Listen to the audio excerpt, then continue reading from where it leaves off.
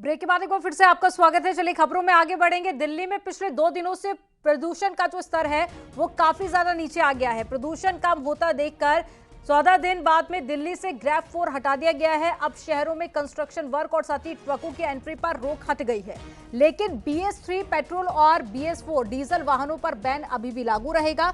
वहीं आज से स्कूलों को भी खोल दिया गया है। तो ग्रेफ 4 यहां पर लागू किया गया था, जिसके बाद में कई पाबंदियां भी लगा दी गई थी, लेकिन अब ग्रेफ 4 हटा दिया गया है। तो ऐसे में ट्रकों की एंट्री भी दिल्ली में हो पाएगी। इसके अलावा जो कंस्ट्रक्शन वर्क रुका हुआ था वो एक बार फिर से शुरू हो जाएगा।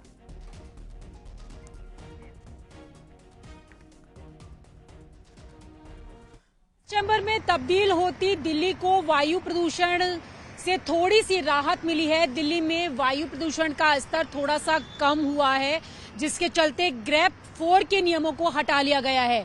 इस वक्त मैं अक्षरधाम के बाहर का नजारा आपको दिखा रही हूं।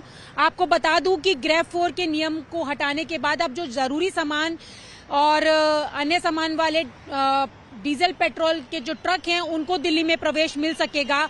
इसके साथ ही दिल्ली में जो सार्वजनिक निर्माण कार्य हैं वो किए जा सकेंगे। वाणिज्यिक 4 पहिया वाहनों के प्रवेश पर फिलहाल प्रतिबंध रहेगा और इसके साथ ही जो फ्लाईओवर और सड़कों से जुड़े काम हैं वो हो सकेंगे।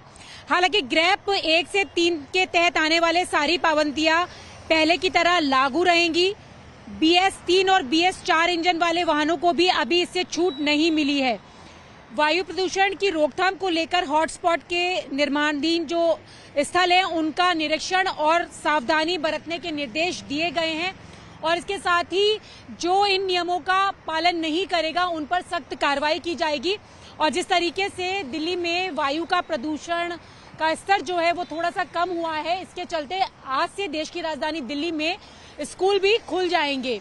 हालांकि जो हेल्थ एक्सपर्ट्स हैं उनका कहना है कि अभी भी जो वायु प्रदूषण का स्तर है उससे खुद के बचाव के लिए मास्क का इस्तेमाल करना बेहतर रहेगा, क्योंकि जो बुजुर्ग हैं, बच्चे हैं, उनमें सबसे ज्यादा परेशानी देखी जाती है वायु प्रदूषण की। गले की खराश और स्किन की प्रॉब्लम्स जो है वो लगातार लोगों में बढ़ रही हैं। तो ऐसे में थोड़े से प्रिकॉशन की जरूरत है, लेकिन जो लगातार वायु प्रदूषण का स्तर बढ़ रहा था उसमें थोड़ी सी कमी आई है।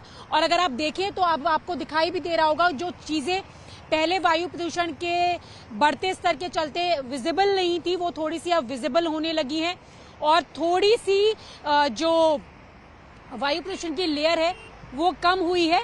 तो अब ये उम्मीद है कि आने वाले समय में वायु प्रदूषण का स्तर और कम में होगा और दिल्ली NCR के लोगों को बढ़ते वायु प्रदूषण के स्तर से राहत मिलेगी। दिल्ली से रचना, कैमरा पर्सन योगेंद्र के साथ। पूर्वांचल के माफिया डॉन और पूर्व MLC ब्रजेश सिंह से जुड़ी बड़ी खबर है। इलाहाबाद हाईकोर्ट ने माफिया ब्रजेश सिंह को 37 साल पुराने सिकरोरा कांड में दोष मुक्त कर दिया है। हाईकोर्ट ने ब्रजेश सिंह और 8 अन्य आरोपियों को जिला कोर्ट की ओर से बरी किए जाने के फैसले को सही ठहराया है। इलाहाबाद हाईकोर्ट ने सभी पक्षों की बहस पूरी होने के बाद में 9 नवंबर को फैसला सुरक्षित रख लिया था। और ज्यादा जानकारी के साथ में सर्वेश दुबे जुड़ गए हैं। सर्वेश, इस फैसले को लेकर क्या जानकारी मिल पाई है और साथ ही कोर्ट ने किस आधार पर यह फैसला सुनाया है?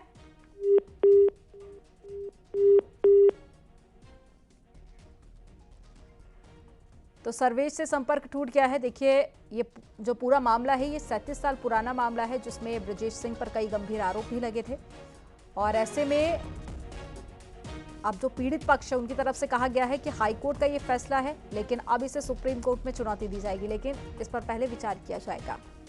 एक तरह से ब्रजेश सिंह के लिए राहत भरी खबर है, लेकिन वहीं दूसरी तरफ जो पीड़ित पक्ष है वो अभी भी संतुष्ट नजर नहीं आ रहा। उनका कहना है कि आगे भी याचिका दायर की जाएगी। हालांकि 4 लोगों को इसमें आरोपी बनाया गया है। और एक बार फिर से सर्वेश हमारे साथ में जुड़ गए हैं। सर्वेश, कई गंभीर आरोप लगाए गए थे पीड़ित पक्ष की तरफ से ब्रजेश सिंह पर। अब क्या सबूत ना मिलना एक बड़ा फैक्टर है जिसके चलते दोष मुक्त कर दिया गया है? देखिए, निश्चित तौर पर लोअर कोर्ट ने ही 2018 में सभी 13 आरोपियों को बरी कर दिया था, जिसमें ब्रजेश सिंह भी शामिल थी। लेकिन जो पीड़िता थी हीरावती, उन्होंने एक अपील दाखिल की थी और ये कहा था कि वाराणसी के जिला कोर्ट में जो ट्रायल कोर्ट था वहां पर जो सुनवाई हुई उसमें कुछ तथ्यों को नजरअंदाज किया गया, जैसे कि उनकी बेटी शारदा भी घायल थी, उसका बयान नहीं दर्ज किया गया। ऐसे तमाम ग्राउंड्स लिए गए थे, उस आधार पर अपील दाखिल की गई थी और डे टू डे बेसिस पे इलाहाबाद हाई कोर्ट में कई दिनों तक यहाँ पर इसकी हियरिंग चली थी और 9 नवंबर को इस मामले में चीफ जस्टिस प्रीतिंकर दिवाकर और जस्टिस बिल्कुल इस फैसले को सुरक्षित रख लिया गया था, जिसके बाद में इस फैसले को सुनाया गया और ब्रजेश सिंह को यहां पर दोषमुक्त कर दिया गया। जानकारी साझा करने के लिए बहुत शुक्रिया आपका सर्वेश।